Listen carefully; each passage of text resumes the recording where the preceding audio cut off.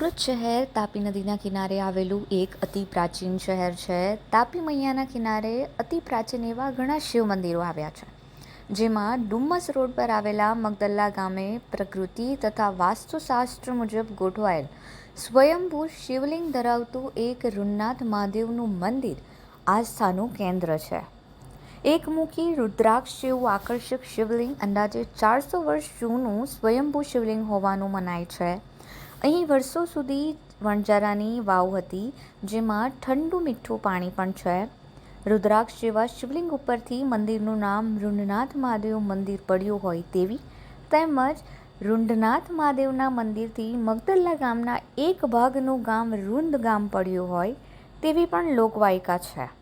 મારું નામ બીજલ ગોસ્વામી છે અને આ રૂંઢનાથ મહાદેવ મંદિર છે. આ મંદિરમાં 150 વર્ષ જૂનું આ મંદિર છે અને અમારા પૂર્વજો જ્યાં છીણમ ગામમાં રહેતા હતા, ત્યાં એમને રૂનનાથ દાદાએ સ્વપ્નમાં દર્શન દીધા અને કીધું કે તમે આ રૂંઢનાથ મહાદેવ જે છે એમની જઈને સેવા કરો અને એમની પૂજા કરો.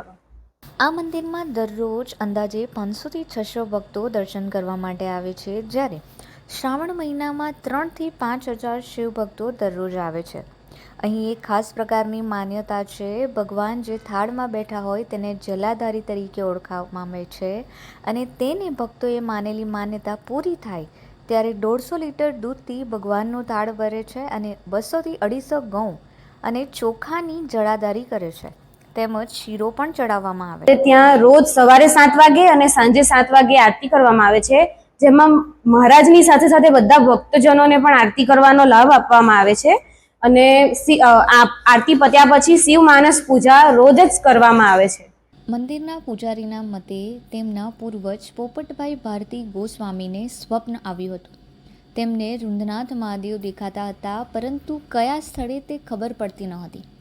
એક દિવસ જ્યારે તેઓ તેમના કાકા જોડે આ અંગે ચર્ચા કરી રહ્યા હતા, ત્યારે ત્યાં ઉપસ્થિત મગદલ્લાના વાણંદે તેમને રૂંધ મહાદેવ વિશે જણાવ્યું હતું અને તેમની સાથે તેઓ અહીં આવીને વસી ગયા.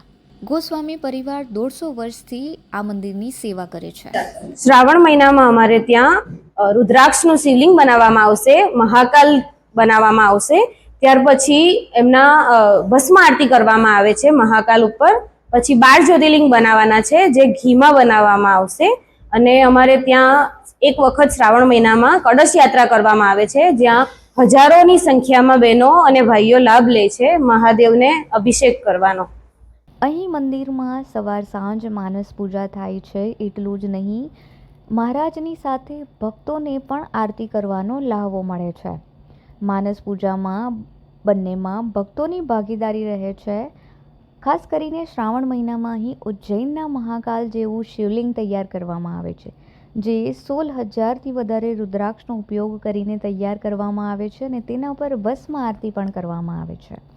આ વર્ષે ખાસ 12 જ્યોતિર્લિંગ તૈયાર કરવામાં આવશે, જેની પ્રતિકૃતિ ઘીમાં બનાવવામાં આવશે. તાપી પુરાણમાં આ મંદિરનો ઉલ્લેખ છે.